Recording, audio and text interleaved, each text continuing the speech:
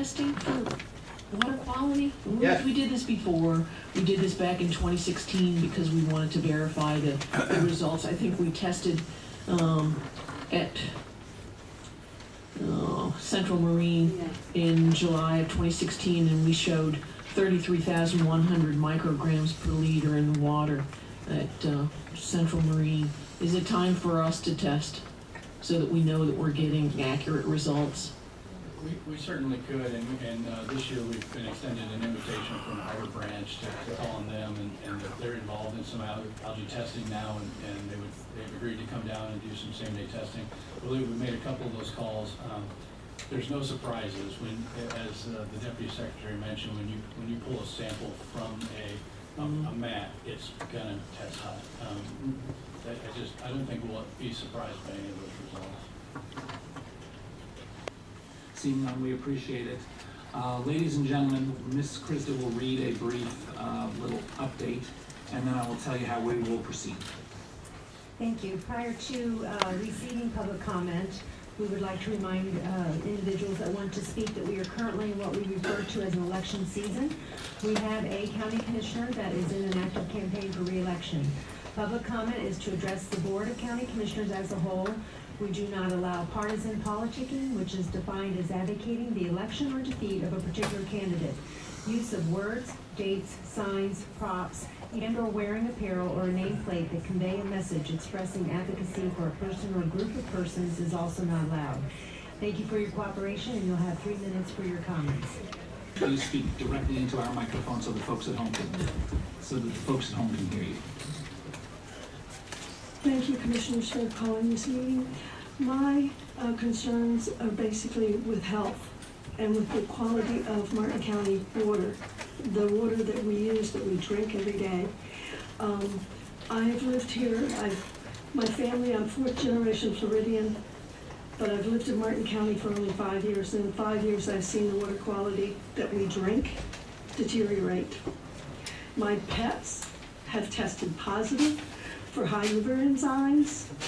We've had to take them off of Martin County water and put them on bottled water from Walmart. We could buy it and we give it to our pets, and their liver enzymes have gone down. Personally, my skin, my hair is falling out. We've had to resort to putting a filter, buying a special shower thing and putting that has a filter in it, and changing that filter once a month in order to keep my hair from falling out, to keep my skin from being as bad as it is. We have a discoloration of our water in the shower, so it keeps turning orange, and I live in Jensen Beach, by the way, and we're served by Martin County's water system, and it's horrible. We have, I've had respiratory problems like I've never had before, and is it attributable to this algae thing? I don't know, but it's new to me. I also just wanted to say that I had visited Citrus County for a week, a couple weeks ago, and 2 showers and 1 hair washing, and it was unbelievable the difference in my skin and my hair. So I think you guys need to really look at your water quality, and I commend Commissioner Hurd because she says, we don't know how deep these effects are, okay? But I agree that we need to start at the source. You know, we need to start north of the lake. We need to deal with the agriculture, the cattle, and the businesses that are creating the problem instead of blaming it on everything else. The water gets into Lake Okeechobee with these toxins. I mean, it seems to me like it's a no-brainer. I think that's pretty much what I wanted to bring out to you all, but I really wish you would look into the quality of the water for our county, for our citizens. Thank you. Thank you, ma'am. Next is Mr. Stover. Thank you. Mr. Emery. Yes, I am sober. Resident of Martin County and a commercial fisherman, and I think there's a lot of misconceptions here that this has to have green algae on it to affect us or the estuary. And it also, when they started dumping this, they started dumping this before the hurricane. This ran almost to the end of December. Now it's a popular issue. This affects commercial fishermen almost on a year-round basis. And the more money that gets spent and thrown into this, and the more studies and the more talks and commission meetings, it just gets worse year after year. We're never compensated. Any of the small businesses that are affected by this, the people that go out of business, were never compensated. And all they wanted, you know, you guys are talking about more studies and buying land and all this. Why can't some of that money help the people that are directly being impacted by this year after year? I mean, everyone's making money off this except us, you know? And you guys have been talking about that. Not just you guys. I've lived here my whole life. It just, 10 years ago it was the ooze, now it's the algae. But we're affected by it year after year. And all there is talk about more studies and buying more land, or they dumped over $2 billion into that dike, and not one time have they compensated fishermen or businesses that have been affected by it. They want to give us a loan. I mean, and what are you guys doing to secure some kind of compensation for the people in this area, besides talking about something that's never gonna happen? And that's the way I believe, because I've lived here, and nothing's changed, it's gotten worse. And all they do is throw money at it, but they never throw money at the people being affected, and that's all I gotta say.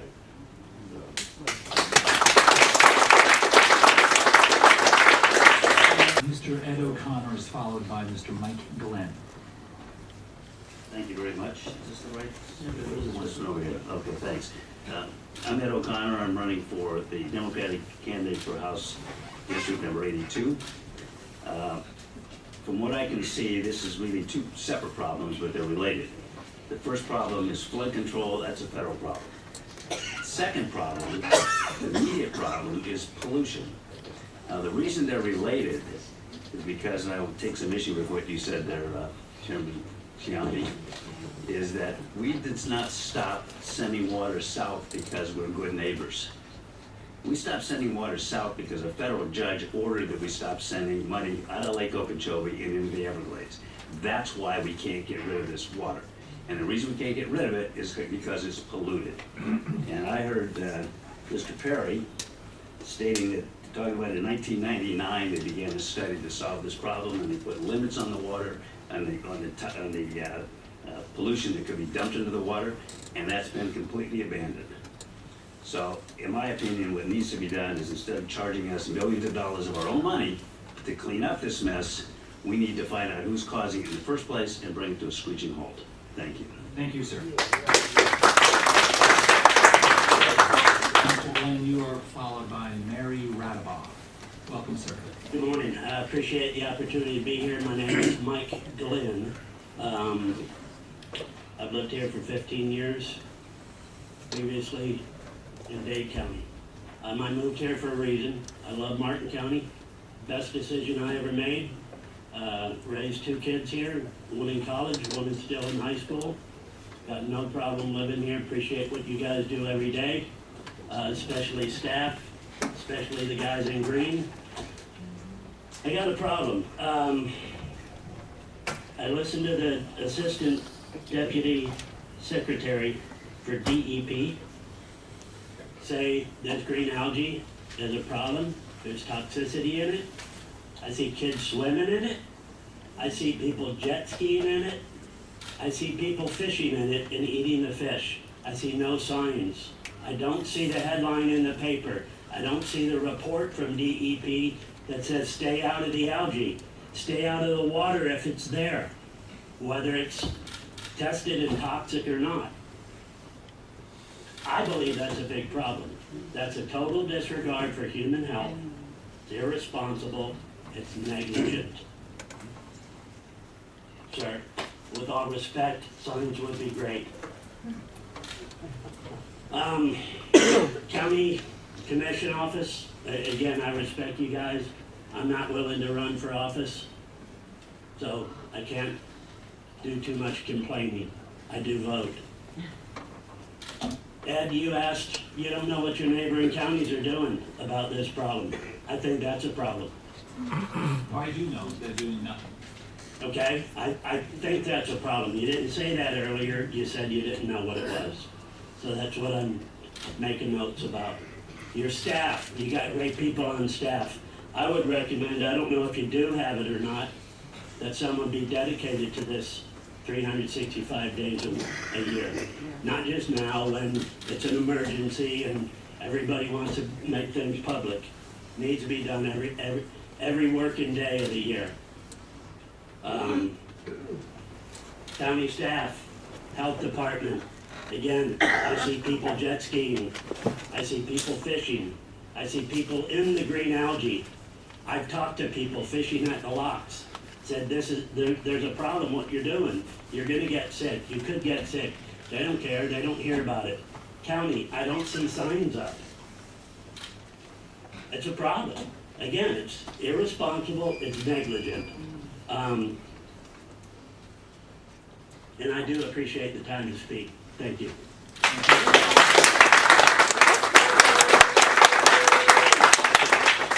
Canary, you are followed by Daryl Brand. Good morning and welcome. Good morning. This is emotional for me because I am from Central Marine. I have been doing this since 2005. You want documentation? Here's our 2005 algae book. Here is our 2013 with South Florida Water Management doing core sampling of the St. Lucie estuary to find out the health of our river. This is the 2016 book that each one of you have come to the marina and witnessed what we've been through. These are the reports that either Martin County, a personal person, has gone and done, and we have hard data showing that this is a health hazard. We are being subjected by this. I have had the DEP, I've had the Army Corps of Engineers, I have had every single department other than the governor of the state of Florida come to the marina in hopes or promising hopes of trying to fix this. 13 years I'm doing this. When are we going to make a difference? This is up to you guys, the commission, to take the lead, to find the money, to do the testing. And it's not just for the microcystin. We need to know the BMAA. We need to know the neurological effects that this could be having on me personally and my employees. We are all concerned about it. As of yesterday, the basin was not covered with algae. However, we had pockets. This is what we're looking at. The colors in this to scare every one of you. The thickness of this, as the tides move, as we've talked about, it takes the algae off the top of this and moves it throughout the water column. So yes, it may be in my marina today, it may be on the front seawall tomorrow, and it may be in your backyard the next day. It is not going away, it's moving around, and it is scary. We need help. We need to stop this. We need all agencies to come together, and we need to fight for our rights. Thank you. Thank you.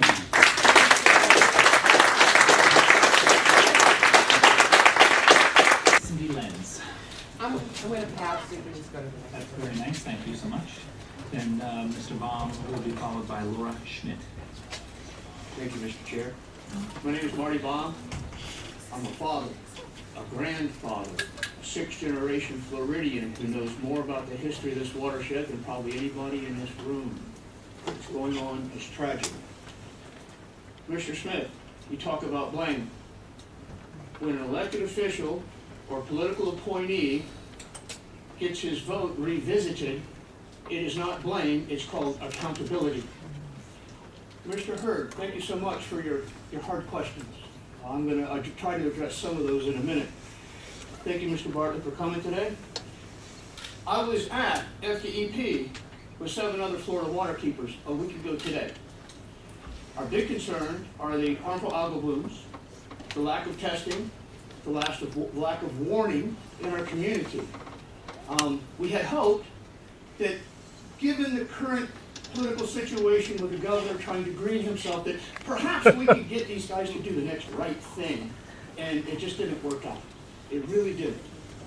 Mr. Bartlett was talking about testing. We hammered them. They're testing outside the bloom. That's not what you gotta do. You gotta test the bloom. Commissioner Hurd's numbers for the marina. Caloosahatchee, the Calusa waterkeeper, measured a canal, 40,000 parts per billion. 1 part per billion drinking, 4 parts per billion for recreation, and our water's poison. We talked to them about reestablishing the harmful algal bacteria task force. There wasn't a whole lot of interest. We tried to get them to work on a moratorium on biosolids being dumped. We need a statute. So essentially what happened there was not a lot. We got to speak, it was civil. I came away, I learned something about my FDE people that I didn't know before, but mostly the water keepers were all working together. Now, according to Dr. Edie Witter, BMAA can be boiled and it does not denature. I would like to see the science that says when it's in our sediments, it becomes benign. I believe that when this freshwater bacteria dies and the cell walls explode, that it's dumping its toxins and nutrients right into the sediment right there. When the last algae bloom happened in Central Marine, when it was all over, when it died and disappeared, FDEP came in and tested the water and said, it's great, you can swim. Orca came in and had to dilute a sediment sample 4 times in order to get it where they could read it. Please, we need to test for aerosol. Larry Brand is trying to put together money for a study. We need to know what's happening with this stuff blowing. Thank you. Thank you, sir.